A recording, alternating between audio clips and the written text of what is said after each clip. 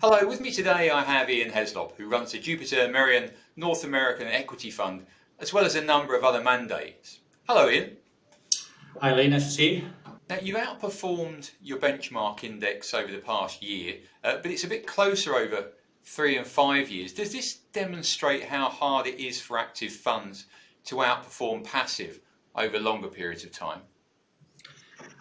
I think I'm very clear that there is a place for passive and active investing in a portfolio, and I think it's very important to understand what you're trying to achieve as an investor to decide what approach you're going to incorporate into your portfolios. North America or US markets are known as being very difficult. They're very efficient in the way that they price, and that tends to lead to less opportunities for active managers.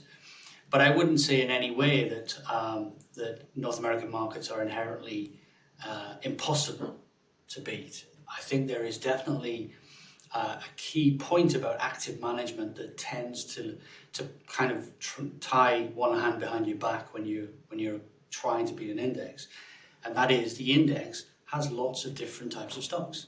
The index has quality, has value, has momentum, has growth within it. And if you're trying to outperform that with just value stocks or just growth stocks, sometimes you will, sometimes you won't. But over the long term, it becomes quite difficult to build consistent outperformance. For our returns over the 3 years, 2018, 2019 were very difficult.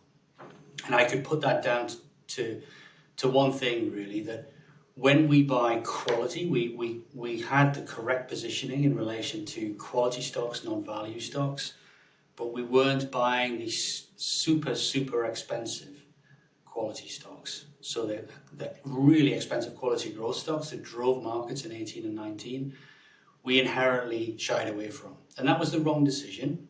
But we are very clear about why we're making those decisions, that we don't believe over the long term that it's right to buy extremely expensive quality growth when you can buy quality growth at a reasonable price. Over the longer term, that works better. Over the very short period of time in 18 and 19, it didn't work quite as well. Okay, well, I mean, given where we are with the economy, macro events, inflation and other things, I mean, how optimistic do you feel about prospects for the fund compared to previous years? If I break that down into two, I think the prospects for the fund relative to the index are very strong. I think we are in an environment now where the issues in 18 and 19 are no longer present. We are seeing very strong returns to the way that we invest relative to our index. And I think that ultimately will continue. The ability to generate returns by timing styles is going to be hugely important, in my view, as we move forward, given the uncertainties we can see as COVID hopefully we start to come out of COVID and unlock economies. For the US market, so do you buy US equities at the moment? I would go back to the previous conversation we were having in relation to technology, because there is a risk that if you see significant inflation, if you see significant interest rate rises, that can have an effect on the US market to effectively reverse the outperformance that we've seen US equities versus the other regions, because of the exposure to long duration assets that you find in North American equities. I think that's only a small risk.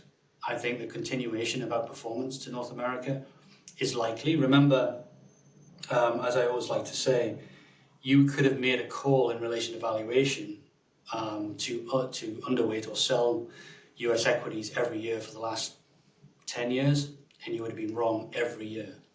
So it isn't an easy call to make. I would just say that there are probably slightly higher risks now than there were historically, that we could have an environment that is less beneficial to the makeup of North American equities.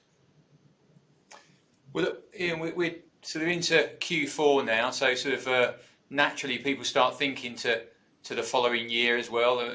What might happen, what might move markets. I mean, is there an area of the market that you think will surprise people in 2022? Is there a theme that you think will be particularly profitable over the next year?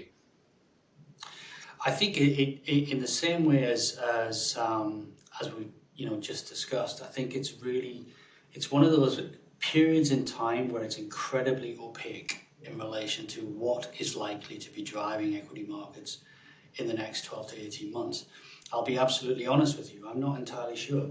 I think if it plays out that we can come out of COVID with relatively low inflation, with relatively solid growth, then there is nothing to say that the previous winners, the tech companies, the kind of glamour stocks that drove markets in 18, 19 and 20 would necessarily continue. But I think that the spectre of inflation is that it's the first time in many years we've had to start really thinking about inflationary pressures within the economies. It may be short term, as everyone's hoping it's short term, based upon the reopening trade and based upon the fact that we went from very, very low growth with depressed pricing to a more normalized environment. Naturally, that will look inflationary. But if that becomes persistent, if we start to see kind of earnings increasing above the sustainability of the economy, then there is a risk to that growth story, and then that's an ideal environment for value investing. Now, Ian, you run a number of different funds for Jupiter. Which one's your favourite mandate and why? I think that's kind of it's akin to asking you who's your favourite child. I think I would defer. What I would say is that the investment process that we design is a process that's run across all the funds that we're responsible for. And no one fund is more important than any other fund. And we do, the way that we build our portfolios, the way we think about research, the way we think about kind of improving the investment process has all of the funds in mind. We want to make sure that we are consistently outperforming across the whole portfolio set.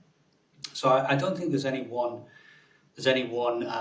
portfolio I would point to and say that's my favourite. Okay, an unfair question perhaps. II is campaigning for greater transparency regarding fund managers' investments in their own funds. It's that skin in the game campaign. So do you own a stake in Jupiter Merian North American Equity? Yes, I do. But I think it's as important to recognise that we all have stakes in the funds that we're responsible for, the fund family that we're responsible for. So some have stakes in long-only funds like North America, like me. Some of the fund managers have stakes in the market-neutral funds that we're responsible for, or the Asia-Pacific funds, or the European funds, or the global funds.